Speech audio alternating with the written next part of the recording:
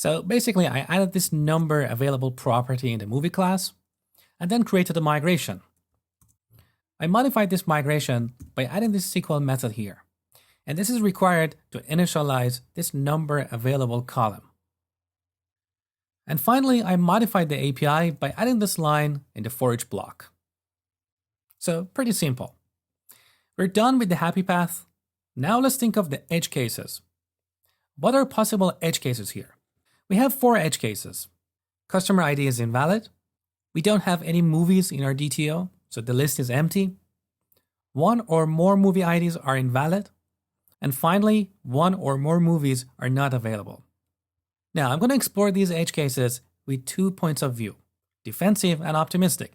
And there's really no right or wrong here, because it's not black or white. Different developers have different points of view, and I want you to see both views in this lecture. So let's start with the defensive view. First edge case, customer is not valid. So we should explicitly handle this scenario, which means we should change this single to single or default, and then check if customer is null, return bad request. Customer ID is not valid. Next edge case. We don't have any movies in the DTO.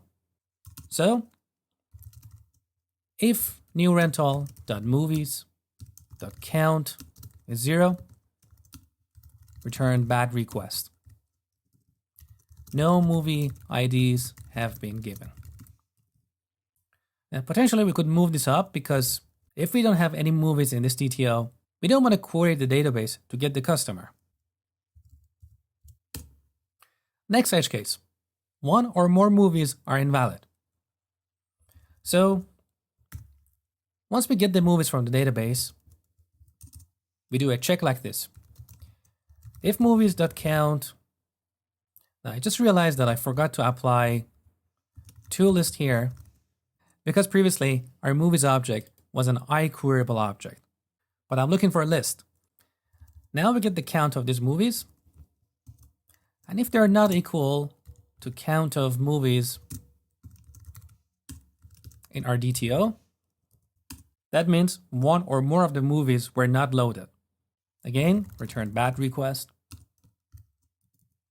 1 or more movie IDs are invalid.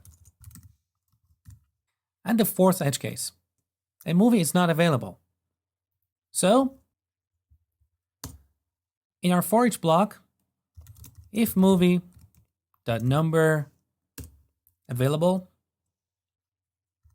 is 0, return bad request. Movie is not available. Now we could also add the ID of the movie, but let's not worry about it for now. So this is the defensive approach. I personally would choose this if I'm building a public API that can be used by different applications and different teams. So we do a lot of validation and return errors explicitly. Now we can see with this approach, we have added a number of conditional statements in our method, and in my opinion, this is creating pollution and noise in the code. Next time a developer joins our team and looks at this code, they're like, what's happening here? Too much noise. Now, as I said, if you're building a public API, that's a different story. So that's the extra cost you're paying for making your API return explicit error messages. But in this case, this API is not a public API. It's purely there so that the front end can call it. So I personally don't like to pollute my code with all this kind of conditional statements. So let's go through these edge cases using the optimistic approach.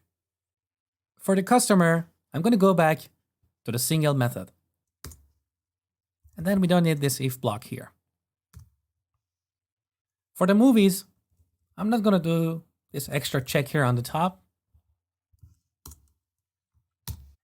And the next one here. But the availability of the movie is an interesting edge case.